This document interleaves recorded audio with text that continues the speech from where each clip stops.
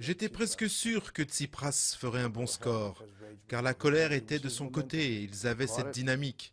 Son parti est arrivé en deuxième position et il est le grand gagnant de ces élections.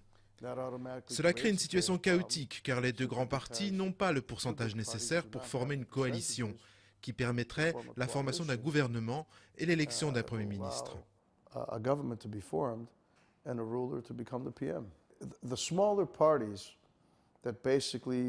Les petits partis qui étaient opposés au mémorandum ne vont sûrement pas rejoindre les deux grands partis.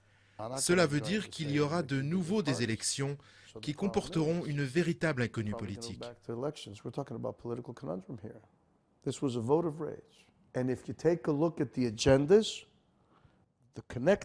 C'était un vote de colère et si vous regardez les agendas, les points communs des agendas des petits partis, tous ont des points de vue très protectionnistes en matière de politique.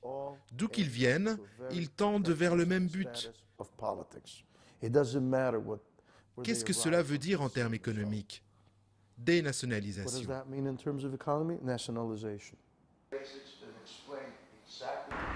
Dans leur camionnette blanche, M. Tsui et M. Gu sillonnent Pékin tous les matins. Armés d'une pompe et de bidons, ils font la tournée des restaurants de la ville. M. Tsui et M. Gu récupèrent gratuitement cette substance noirâtre et peu appétissante de l'huile usagée. Une huile qui, depuis un an, est au cœur des grands scandales alimentaires en Chine. Notre travail est de lutter contre les contrevenants, ceux qui récupèrent ces huiles usagées pour produire des huiles de cuisine qu'on utilise pour cuire des aliments.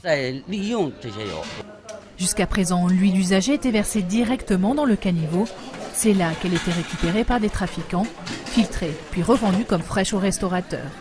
Chaque année, les Chinois consommeraient sans le savoir entre 2 et 3 millions de tonnes de cette huile de caniveau, une huile très toxique qui contient des substances cancérigènes. Face à ce trafic, le travail de M. Tsui et M. Gu est limité. Les petits restaurants de rue n'ont pas la capacité d'installer cette boîte. Ces petits restaurants, on les trouve dans tous les coins de rue dans Pékin. Ici, l'affaire de l'huile frelatée est un sujet très sensible.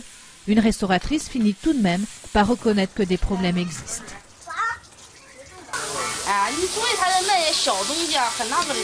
Les gargotes vendent certainement des plats cuits dans de l'huile de caniveau.